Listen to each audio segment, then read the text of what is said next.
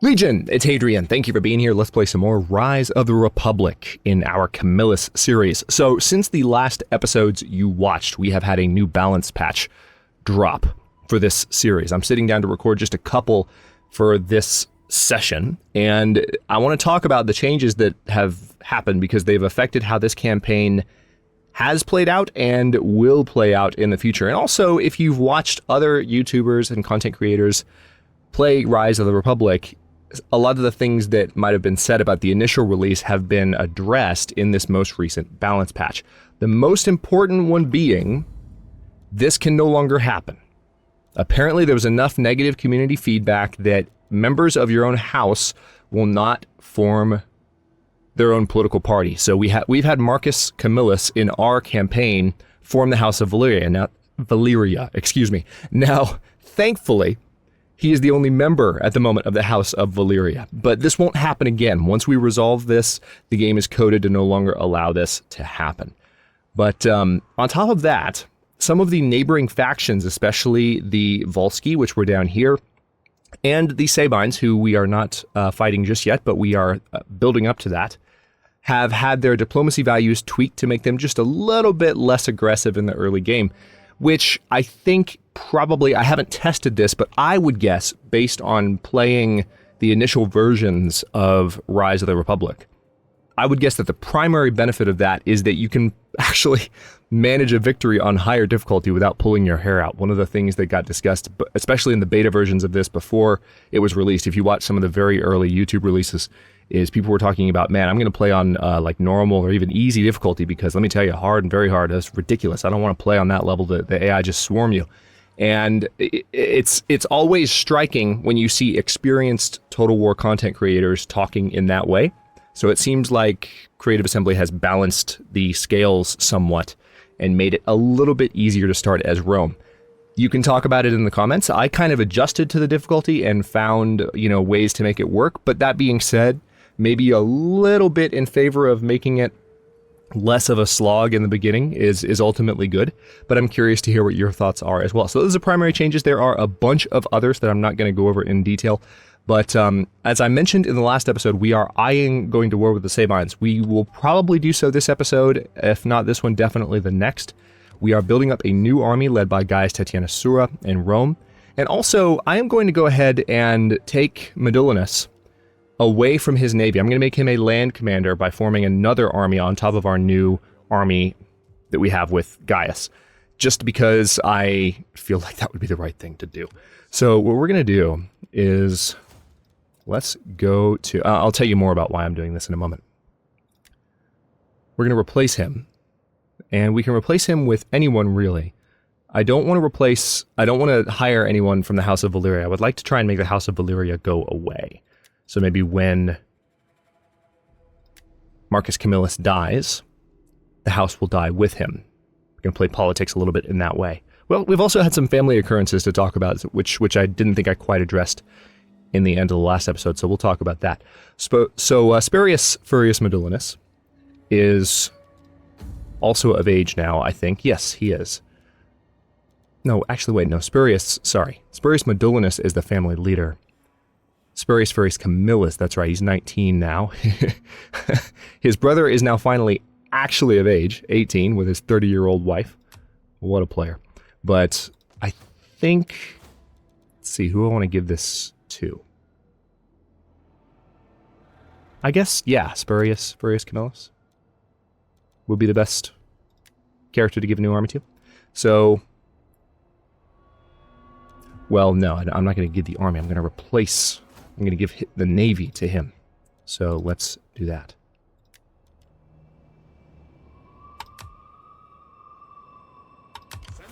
There we go. All right, so Spurius Furius Camillus is now in charge of Classis 1 Marcia, and that leaves Lucius Furius Medullinus.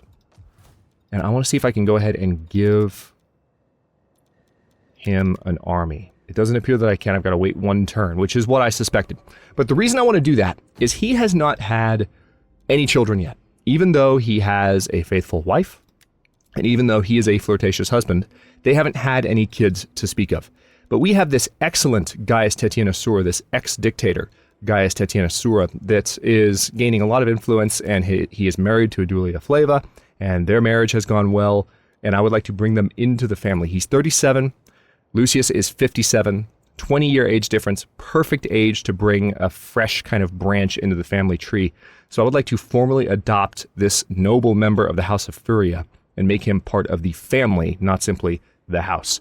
And that's one of the reasons that we want to bring Lucius onto the land, because in order to adopt, he needs to have... Where is it?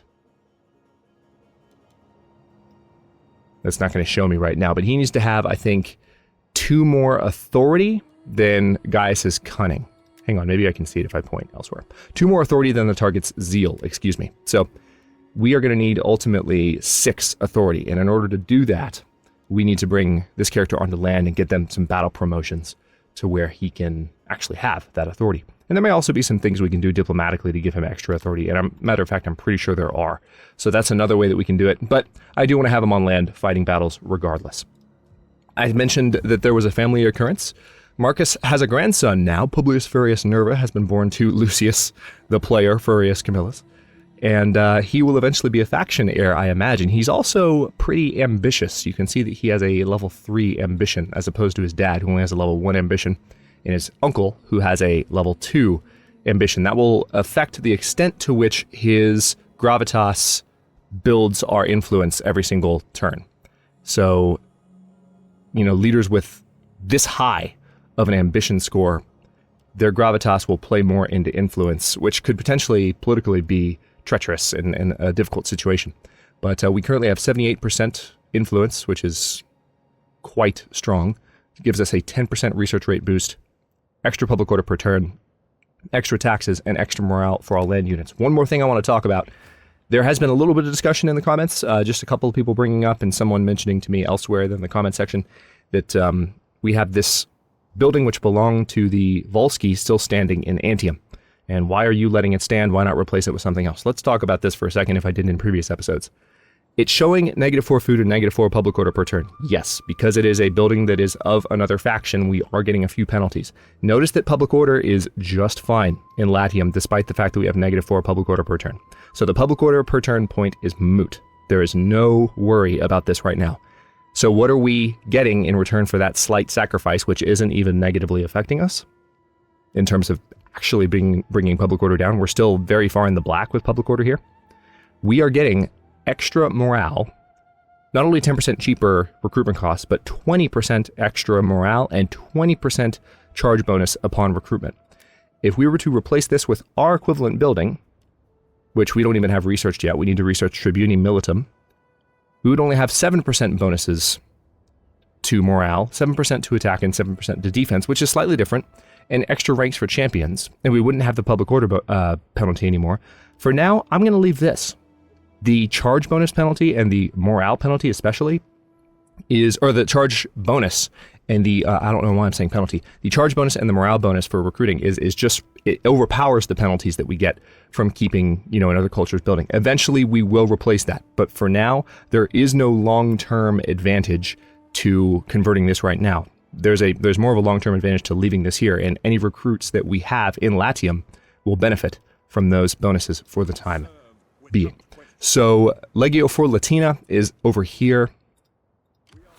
Legio 1 Alaude, led by Marcus Furius Camillus, is in Casinum. We are not at war with anyone in range of us right now. We're at war with the Helvetii, and we're at war with the Illyrian pirates, and we will soon be at war with the Samnites. So let's jump in and see what else we can do here. I can't do anything more with our new general that we've just brought. Well, not new, but Lucius.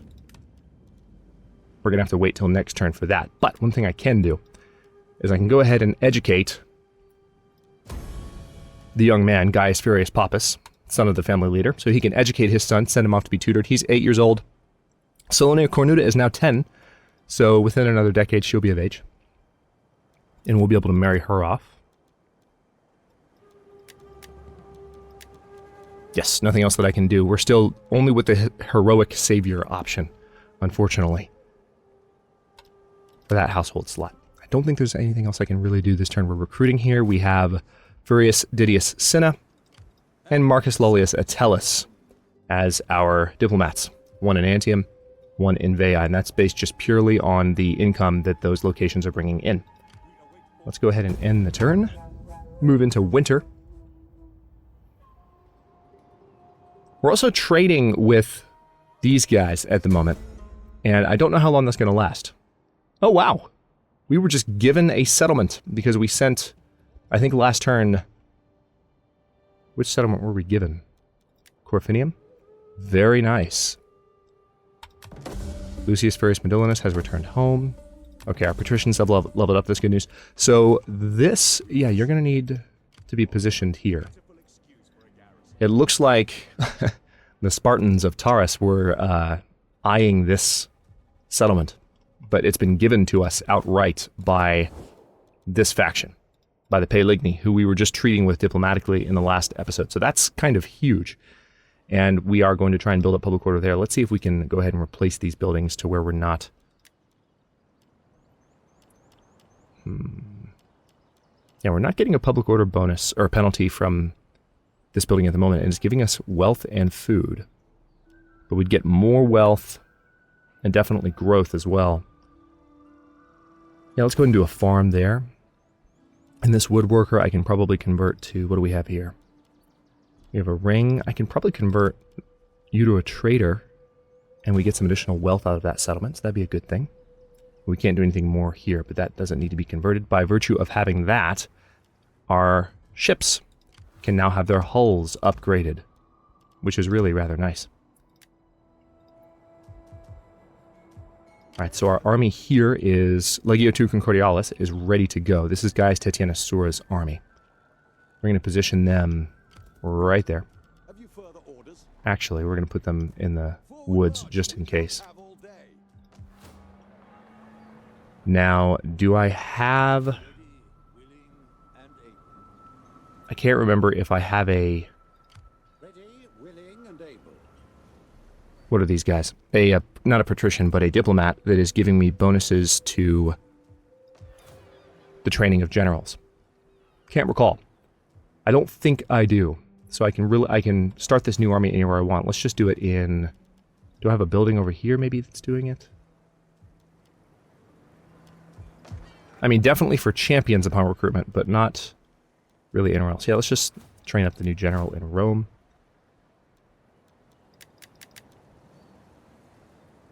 Not enough money to commission new bodyguard. Okay. Well, we're going to have to wait then to start the new army, but that's okay. And we're not going to be able to fully upgrade that fleet this turn.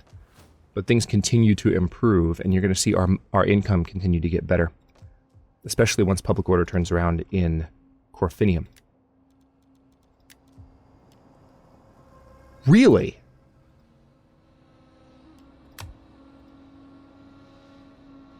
Carthage has been destroyed.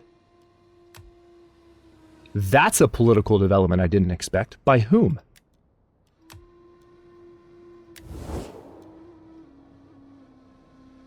We don't know anything about who has defeated Carthage, but someone's defeated Carthage. Somebody on this map is unusually strong. Let's see if it's maybe... Is it Taurus? It could be the Greeks. We'll have to see.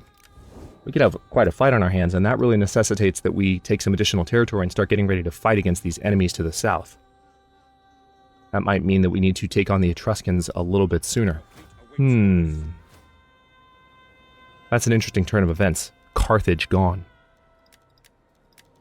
The Illyrian pirates have also been destroyed, at least temporarily. Marcus Furius Camillus has gained the Aged Retainer household bonus, so he's got a little bit of extra authority.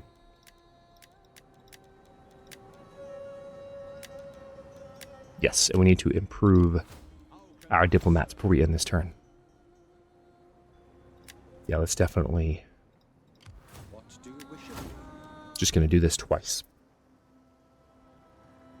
So this is reducing recruitment costs in our provinces here. 2 provinces where we're likely to do a lot of recruiting, actually. So I need to do my next army's recruitment in this province on account of the fact that that guy is present. Do we have another champion yet? No, not quite yet.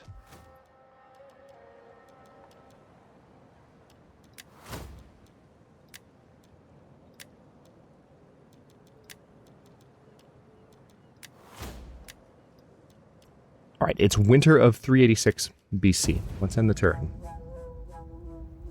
Could have done a little bit more diplomacy, I suppose. But we didn't have a lot of money. All right, replenishment 1. Ah! We've had a Herpini tribe land.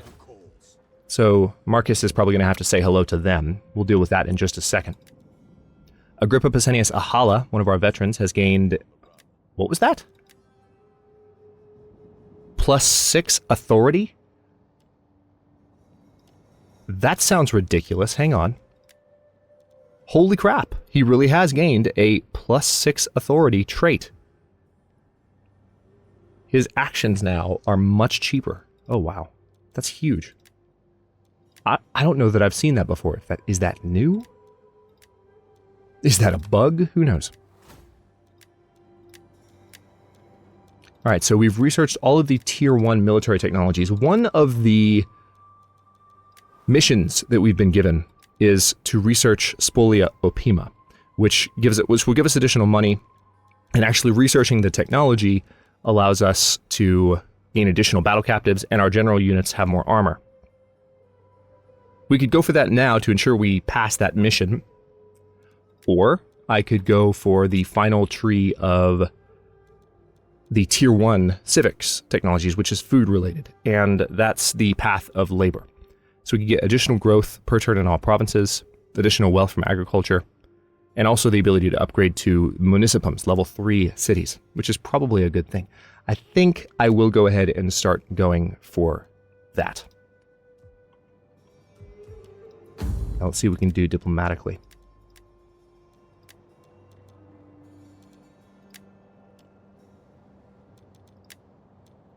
Anyone that can embezzle? No, not quite. All right, we're going to send Dulia to treat with... Tell you what, let's send her to treat with Taurus, because I want to hold them off for now and see if maybe, just maybe, they will leave us alone while we build up our territory to the east and to the north. I should be able to go ahead and start that new army now. Yep. Lucius Furius Camillus can raise an army in Veii. Let's just do Elite Equites for his unit. Put him there, and we won't be able to do any recruiting this turn. Now, it is going to be expensive to maintain an entirely new army on top of the one we just built, so we're going to have to conquer territory. So we might go ahead and hit the Equi as well. I think I will go ahead and cancel this. And the good wishes of our people to you and yours. Yeah, we just got this trade deal. Maybe we'll leave this off until we're ready to conquer them, because I don't want to piss off the other factions. It will affect, as you saw on the screen there. I'll show this again. We just signed this, and we need 6 turns for, to pass. Otherwise, we will have a diplomatic penalty, and people will not see us as reliable, and we're more likely to get it randomly attacked. But speaking of random attacks, we have to deal with the Herpini over here. Now, Marcus Furius Camillus is ready to counterattack, and he'll be reinforced by Corfinium if he attacks here. So that battle is pretty far in our favor. I think what I'm going to do, we're just going to auto-resolve this. We'll fight protectively to conserve our forces. Alright, so we definitely took some punishment there. Let's enslave the captives. We'll get a good amount of wealth, and that will help bolster our economy a little bit. I don't want to do too much enslaving, because I would hate to have slave revolts, but that has significantly weakened that army. I'm going to bring that army down here, and then this one, can they come up and attack as well? Not quite, but if I move them to Casinum, public order in this area will still be good. Looks like public order, our bonus here, since we took Marcus Furius Camillus out of this territory, is a little bit lessened. So that is part of the argument for maybe eventually converting this. But for now, we still have more or less maximum public order in Latium. So it's not hurting us just yet. Let's see, if I were to go ahead and build the trench mine, I would get 50 more wealth per turn, but we would start suffering more public order penalties in that way.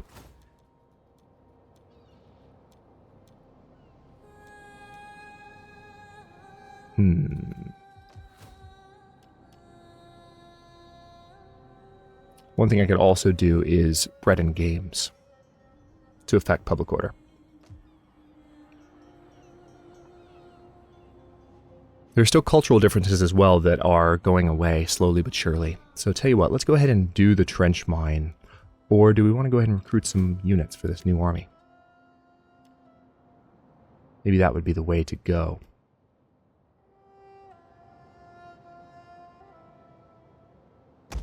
Yeah, let's recruit his cavalry for him. That will cost us some additional money.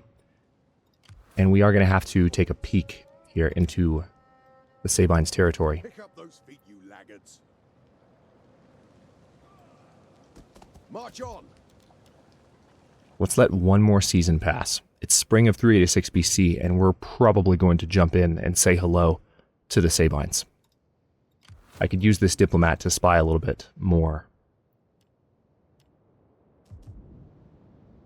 But I'm pretty confident that I can hit them The men will give their all. Speak your fast and terms. hard and not have to Give worry too words much. plentiful haste. Yeah, we're not going to get a huge diplomatic penalty at this point anymore, so we can really declare anytime we want.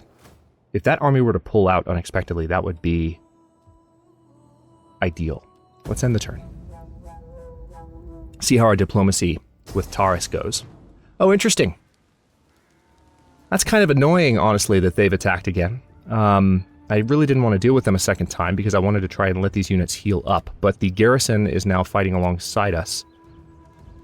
I'm going to fight with a balanced stance and hope Marcus doesn't lose any units. And now that army will die. Damn it! He lost both of his cavalry. That's what I didn't want to happen. That's why I didn't pursue them. Let's release captives so we get that wealth bonus. That's really quite frustrating.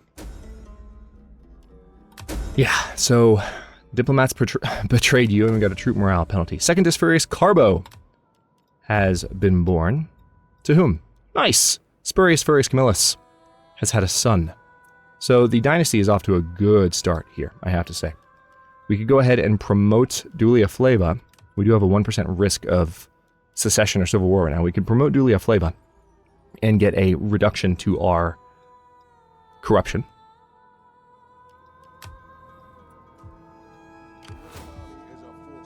Really annoyed about what just happened.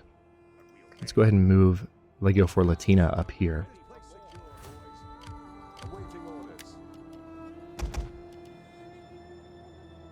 Quite frustrating. Because those were two fairly experienced horseman units. But no matter. Let's go ahead and move in with this army. Onward. What do you have for us next? Now, the only thing is, I'm not sure that there's not still another army hanging out outside here. The only way to really find out would be to send this diplomat.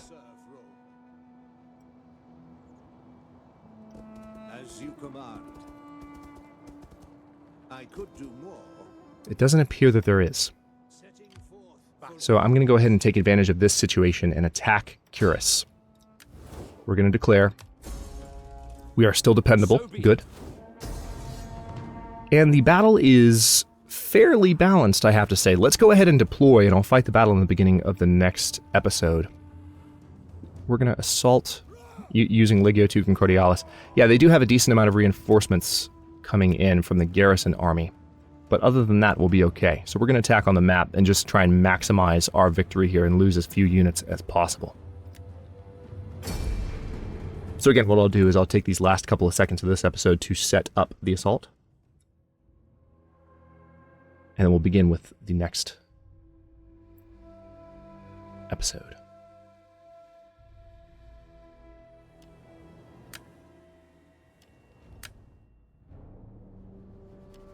All right, got some dry weather. Let's start.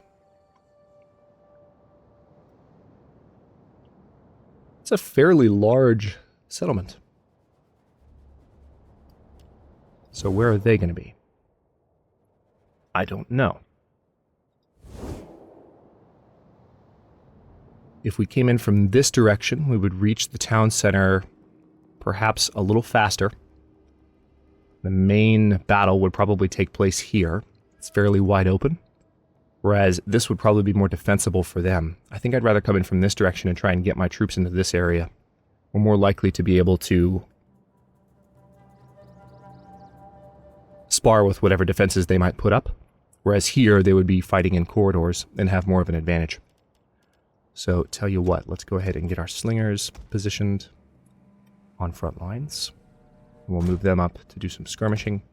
Speaking of skirmishing, we have these light missile, these javelineers, these levis. We're going to throw some pila. Understood.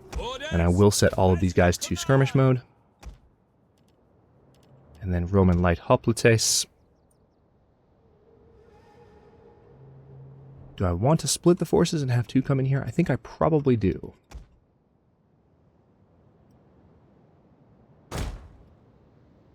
Yes, Commander. So what I'm going to do is have some of my forces come in from this side, just to force them to split their attention.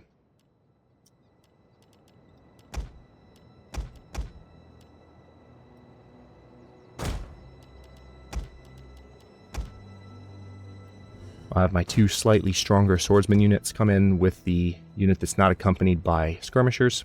Or I could bring some of the skirmishers in from another direction too, that would also help. Slingers, at your service. Yeah, let's have a couple of the slingers since they are high level. On this side they can take up the back. Slingers. Still have them in skirmish mode. So slightly different strategies for each army moving in, because we're going to have slingers on the front lines. And then slingers behind the spear lines. Here. And then we have some cavalry. The cavalry we could also have in different sides. We could have the cavalry over here riding in to hit the back of whatever units might put up a fight. Once we've moved in, which is probably a good idea. So why don't we... For now, let's just position the cavalry there in those trees so that they can't be seen and they won't be taken into account. And then we do have some native Volsky warriors as well, very, very talented swordsmen, which I will bring in to accompany... Well, could I have a third attacking contingent? Maybe. Could I go ahead and bring troops in from this side? Would that be the worst thing? Maybe that's too complex. 2 should be a good start. Let's have the strongest swordsman kind of take up the back of the line here. Men of Italia. Swords.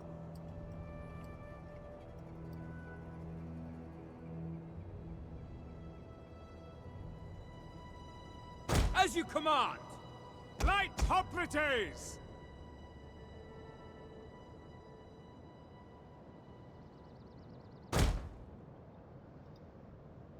Okay, there's that. So in the next episode, we'll kick off this battle, which probably, I would imagine, won't take too long, but they do have some reinforcements coming in. We're going to have to move in fairly quickly and establish kind of maybe even a defensive front against the reinforcements. So hopefully we can get into the city somewhat quickly and see how the war against the Sabaeans goes from there. But even just taking this city, this is one of their larger armies that's defending it.